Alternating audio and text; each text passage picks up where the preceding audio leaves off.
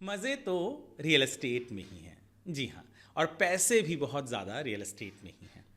शायद यही एक कारण है कि पहले हमें कभी कभार सुनाई दिया करता था कि भैया कोई घर बिका है, वो भी लाख रुपए पर स्क्वायर फीट के ऊपर।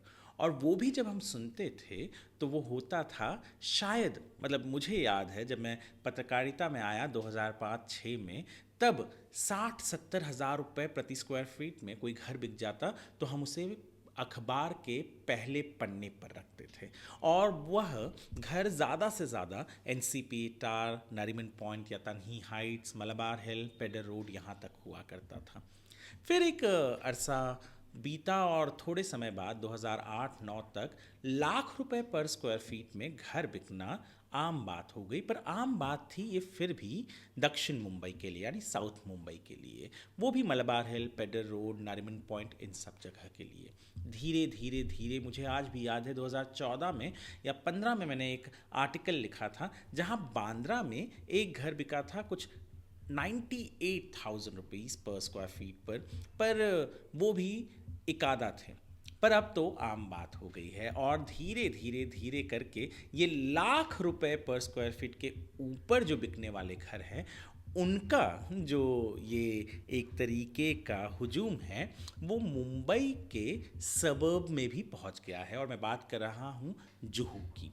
दरअसल जुहू में इसी जनवरी में 2025 में 19 जनवरी को एक घर बिका, जिस घर की यदि मैं कीमत कहूं तो प्रति स्क्वायर फीट 1,08,000 रुपये है। जी हाँ।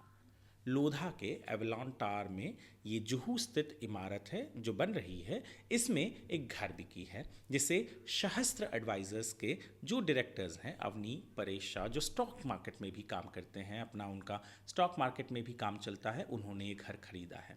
कुछ 9,863 स्क्वायर फीट का ये घर उन्होंने 106 करोड़ और 50 लाख के ऊपर की कीमत देकर अदा करके उन्होंने ये घर लिया है। 6 करोड़ से ज़्यादा तो इस घर का स्टैंप ड्यूटी ही उन्होंने भरा है और इस घर के साथ उन्हें 5 कार पार्क भी मिली हैं।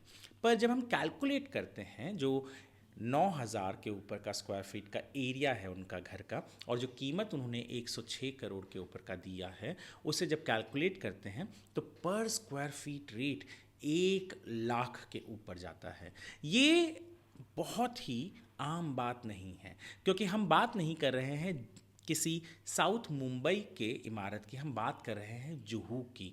जुहू में अब कह रहे हैं, वहाँ के लोकल ब्रोकर्स से जब हमारी बात हुई तो उन्होंने भी ये कहा कि भैया वरुण भैया, अब ये रेट इतना चलता है यहाँ पर। यानी धीरे धीरे जो आम इंसान सोचता था कि कभी तो रेट कम होंगे, शायद वो सपना सपना ही रह जाएगा, क्योंकि गगनचुंबी इमारतों के साथ साथ जो रेट हैं, जो कीमतें हैं, वो भी गगनचुंबी होती जा रही हैं। और यही कारण है कि ऑफिशियल डेटा के हिसाब से आपको जो जुहू का ये घर बिका है, उसके ऑफिशियल डेटा के हिसाब से ये 1 लाख रुपए पर स्क्वायर फीट के ऊपर का जो रेट है, उस पर ये घर बिका है। आम इंसान कहाँ जाएगा, ये सवाल का जवाब मेरे पास तो नहीं है, पर आम इंसान की परिभाषा भी बदली हुई है। आम इंसान का जो डेफिनेशन है उसमें एक बहुत बड़ा बदलाव आया है, और मुंबई हमेशा से कीमती ही रही है। तो इतने आंखें फैला कर या आंखें चौंधिया दे,